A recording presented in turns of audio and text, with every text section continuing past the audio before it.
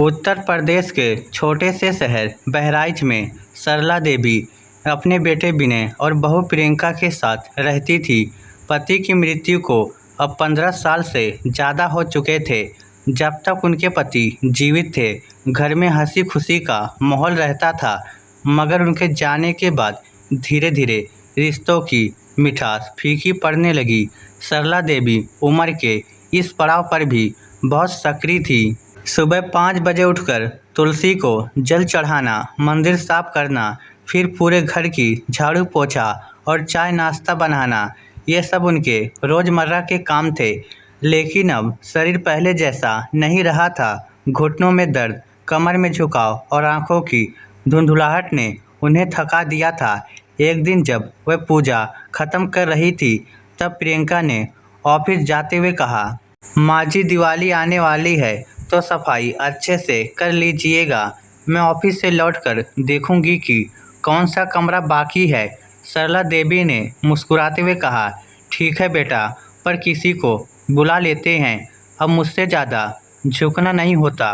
प्रियंका ने झट से जवाब दिया, अरे नहीं माँ जी, इतना क्या काम है, थोड़ा थोड़ा करके कर लीजिएगा, आप तो फालतू बहाने बनाती हैं। यह सुनकर सरला चुप रह गई। दिन भर झाड़ू पोछा, रसोई की सफाई, पर्दे धोना, सब खुद किया। शाम तक बदन टूटने लगा, मगर किसी ने माँ थक गई होगी नहीं कहा। रात को जब विनय ऑफिस से लौटा तो उसने माँ से पूछा भी नहीं कि उन्होंने कुछ खाया या नहीं। सिर्फ इतना बोला, माँ, कल से मेरे ऑफिस में फूड फेस्ट है, मेरे लिए स्पेशल खिचड़ी और दही बना देना। अगले दिन सुबह सरला देवी ने बेटे की पसंद का खाना बना दिया, लेकिन जैसे ही प्रियंका ने देखा, उसने ताने मारते हुए कहा, माँ जी, आप ना बिल्कुल पुराने ज़माने की हैं, इतना घी डालकर कौन खिचड़ी बनाता है आजकल। सरला बोली, बेटा, तुम्हारे पति को यही पसंद है। प्रियंका ने ठंडी हंसी हंसते हुए कहा, पसंद हो या ना हो, मेरी रसोई में इतना ऑयली खाना नहीं चलेगा। विनय उस वक्त अखबार पढ़ रहा था। उसने भी माँ की तरफ झुंझुला कर देखा और बोला, माँ, तुम्हें मेरी पत्नी की बात समझ क्यों नहीं आती? तुम्हारा तरीका अब पुराना हो गया है। सरला के दिल में जैसे किसी ने कील ठोक दी हो। वह बोली, ठीक है बेटा, अब से मैं वही बनाऊंगी जो तुम्हारी पत्नी कहेगी। उस दिन के बाद से सरला देवी अपने ही घर में पराई हो गई। उनसे काम तो लिया जाता, लेकिन प्यार और सम्मान और अपनापन सब खत्म हो गया था। हर दिन वह अकेली बरामदे में बैठी पुराने फ़ोटो एल्बम देखती और अपने पति की तस्वीर से कहती, अगर तुम होते ना तो ये दिन देखने नहीं पड़ते। एक शाम की बात है, दिवाली से ठीक 2 दिन पहले प्रियंका ऑफिस से लौटी और बोली, माँ जी, कल घर में गेस्ट आने वाले हैं, घर की पूरी सफाई हो जानी चाहिए, समझी? सरला ने धीमे स्वर में कहा, मैं जितना कर सकती हूँ कर दूंगी बेटा, बाकी काम के लिए किसी को बुला लो। प्रियंका झल्ला उठी, हर बार बहाने, अब मैं ही क्या नौकरानी बुलाऊं? आप दिन भर घर में बैठी क्या करती हैं? ये बात सुनकर सरला की आंखों से आंसू निकल आए। उन्होंने फिर भी सफाई शुरू कर दी, एक एक कोना चमका दिया। रात को जब कमरे में गई तो हाथों में छाले पड़ चुके थे। अगली सुबह विनय ने कहा, माँ, चाय बना दो, जल्दी मीटिंग है। सरला ने कहा, बेटा, थोड़ा दर्द है, तू खुद बना लेना। तो विनय ने गुस्से में कहा, जब काम नहीं होता तो आराम करो, लेकिन हर बार बहाने मत बनाओ। मेरी पत्नी से सीखो, दिन भर ऑफिस करती है, फिर भी कभी शिकायत नहीं करती। प्रियंका यह सुनकर मुस्कुराई। उसे माँ के खिलाफ बोलने की ज़रूरत ही नहीं पड़ी। सरला चुप रही, पर अंदर कुछ टूट गया था। उस रात सरला देवी ने पुराने बक्से से एक फाइल निकाली। वो उनके पति की वसीयत थी, जिसमें साफ लिखा था, ये मकान और सारी संपत्ति मेरी पत्नी सरला देवी के नाम होगी। उन्होंने फाइल को ध्यान से देखा, माथे पर हाथ रखा और गहरी सांस ली, फिर धीरे धीरे बोली, अब वक्त आ गया है फैसला लेने का। अगले दिन सुबह जब विनय ऑफिस जाने लगा तो सरला ने कहा, बेटा, थोड़ा वक्त है। विनय ने घड़ी देखते हुए कहा, हाँ बोलो जल्दी, सरला बोली। मैं चाहती हूँ कि अब तुम दोनों ये घर खाली कर दो। विनय ने चौंक कर कहा, क्या माँ मजाक कर रही हो क्या? नहीं बेटा, बिल्कुल नहीं।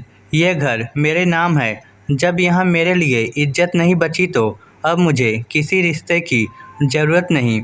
प्रियंका ने व्यंग से कहा, आपका तो दिमाग खराब हो गया है माँ जी। ये घर हमारे सिर पर छत है, आप हमें कैसे निकाल सकती हैं? सरला ने दृढ़ स्वर में कहा, जिस दिन तुम दोनों ने मुझे नौकरानी की तरह ट्रीट किया उसी दिन तुमने अपना हक खो दिया। अब तुम दोनों कहीं और रहो। विनय गुस्से में बोला, माँ अगर हम चले गए तो आपका ध्यान कौन रखेगा?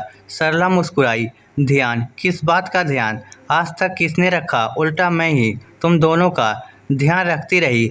अब मैं खुद का रखूंगी। प्रियंका बोली, आपको शर्म नहीं आती? लोग क्या कहेंगे कि बहू बेटे को घर से निकाल दिया? सरला ने शांत स्वर में कहा, लोग वही कहेंगे जो सच्चाई होगी कि मैंने अपमान से मुक्ति पाई है। दोनों हैरान रह गए।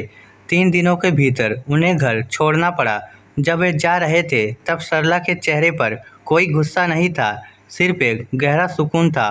कुछ हफ्तों बाद सरला देवी ने घर के ऊपर ही 2 कमरे किराए पर दे दिए। किराएदार एक स्कूल टीचर दंपत्ति था जो बहुत आदर से उनके साथ रहता था। जब सरला की तबीयत खराब होती तो वही लोग डॉक्टर को बुला देते। धीरे धीरे उनका जीवन व्यवस्थित हो गया। एक दिन मोहल्ले की औरतें उनसे मिलने आई और बोली, बहन जी आपने जो किया बहुत हिम्मत का काम था। सरला मुस्कुरा दी, हिम्मत तब आती है जब आत्मसम्मान खतरे में हो। फिर उन्होंने पास बैठी एक लड़की से कहा, बेटी याद रखना, सेवा प्यार से की जाए तो इबादत बनती है, लेकिन जब सेवा में अपमान मिल जाए तो चुप रहना कमजोरी बन जाता है। वह रोज़ शाम को अपने आंगन में तुलसी को जल चढ़ाती और भगवान से सिर्फ एक ही प्रार्थना करती, हे प्रभु मुझे इतनी ताकत देना कि आखिरी सांस तक किसी पर बोझ न बनूं। वर्ष के अंत में उन्होंने एक और काम किया। उन्होंने अपनी संपत्ति का एक हिस्सा बुजुर्गों के सहारा गृह नामक वृद्धाश्रम को दान करने की वसीयत लिखवाई। जब वकील ने उनसे पूछा, माता जी आप अपने बेटे का नाम क्यों नहीं जोड़ रही? सरला ने मुस्कुराते हुए कहा, जो बेटा माँ के दिल से निकल गया उसे कागज में जोड़कर क्या मिलेगा? वकील कुछ बोल नहीं सका। उस दिन शाम को जब सूरज ढल रहा था, सरला देवी ने आकाश की ओर देखा। उनकी आंखों में न आंसू थे न पछतावा, बस एक सुकून था। उन्होंने धीरे से कहा, अब मेरी जिंदगी मेरी है, किसी की गुलामी नहीं। इस स्टोरी को लेकर आपकी क्या राय है? नीचे कमेंट करके हमें ज़रूर बताइएगा। धन्यवाद।